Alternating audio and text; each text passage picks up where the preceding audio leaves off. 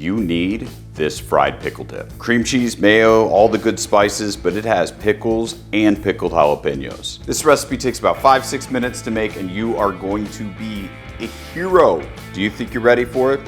Then go make it, because I'm gonna eat this.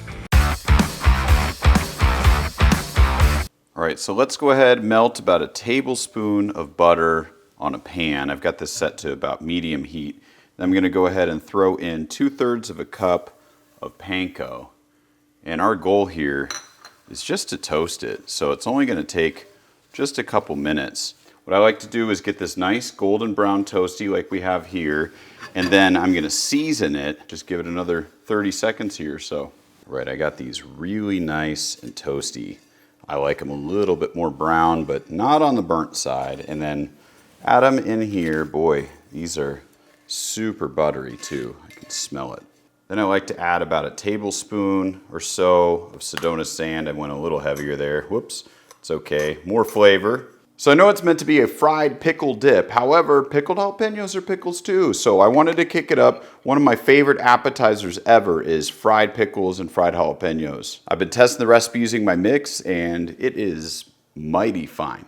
All right, so normally the recipe would call for a cup of pickles diced, and obviously I am mixing it up, so we've got a half cup of each, and we'll go ahead and just dice this all together. It's a lot easier that way. We'll just give this a fine chop. If you want the pickle or the jalapeno recipe, they're both on the blog. I'll link them in the description below. All right, that's pretty good. I definitely don't want to mince it into a paste. Now we'll chop some dill. You have to use fresh dill for this recipe. So the recipe calls for about 2 tablespoons of fresh dill, and I like to mix 2 tablespoons in and then cut just a little bit extra for the top. This is really just gonna make all those flavors pop, and like I said, this is a requirement. The dried dill just doesn't compare. Now for the easy part, we just combine everything. We got the cream cheese. I'm using mayonnaise. You can use sour cream or Greek yogurt if you want, but let's face it, mayonnaise is better. Then I'm gonna add 2 tablespoons about of this pickle brine, just to kind of loosen it up and bring everything together. Now I'll warn you, it's important you use room temp cream cheese, or this step gets real hard real fast. If you've got a hand blender, you can use that too. I'm just gonna do it by hand. It doesn't have to be perfect. We're gonna be adding more texture in here anyway. Then we'll add in the onion powder, the garlic powder, the chives. You can use fresh or dried. Then I like to add in some sharp white cheddar. This is very uncommon to have the cheddar in there. Usually it's breadcrumbs, but I'd rather fill it with more cheese than I would bread. Right, I'm gonna swap to a spatula for the rest. We'll mix in the dill, the chopped pickles and jalapenos, just a tiny bit of salt.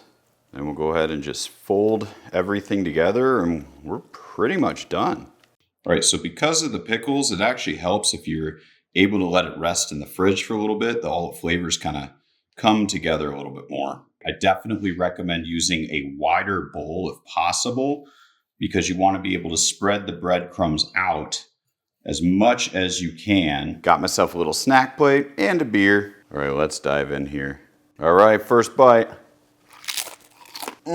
There's so many things going on. You've got the pickles, the heat from the jalapeno, the heat from the Sedona sand, that wonderful bright dill that just makes everything pop. Plus the sharpness of that white cheddar. Oh, this dip is so good. Smash the like button, hit subscribe, try this recipe, and cheers everybody.